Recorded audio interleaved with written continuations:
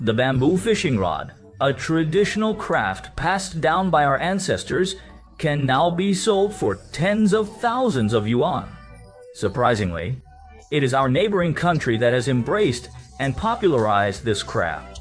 According to written records, the use of bamboo fishing rods in China can be traced back to the Shang dynasty.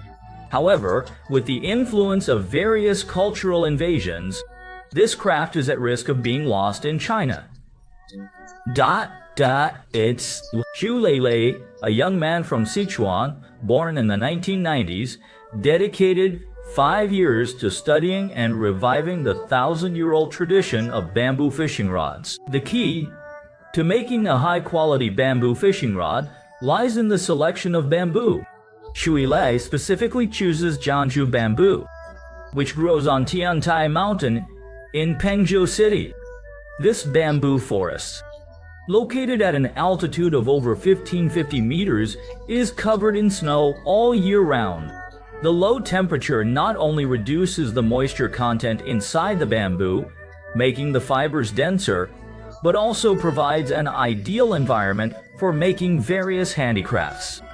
However, finding suitable bamboo for making fishing rods is a challenging task. The bamboo must be straight, smooth, and evenly spaced. Additionally, the bamboo needs to be air-dried for 2 years before it can be used. During the drying process, Xu Leilei carefully removes bamboo shoots that grow along with the bamboo joints. The bamboo is prone to deformation during the drying period, so it needs to be roasted with fire to maintain its shape. Xu Leilei refers to this process as oil extraction. Bamboo growing at high altitudes produces oil to prevent freezing.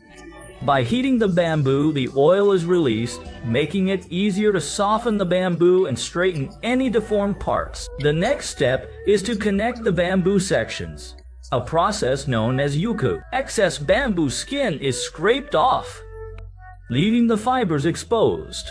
The yuku is then polished and wrapped with high-viscosity silk thread, which enhances its strength. A layer of raw lacquer is applied to the wrapped silk, giving it a smooth finish.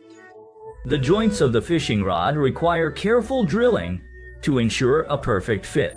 A high-quality fishing rod allows anglers to feel even the slightest movement when a fish bites the hook. To achieve this, Gang Xiao, a well-known craftsman, uses tea bamboo from Guangdong, known for its exceptional flexibility.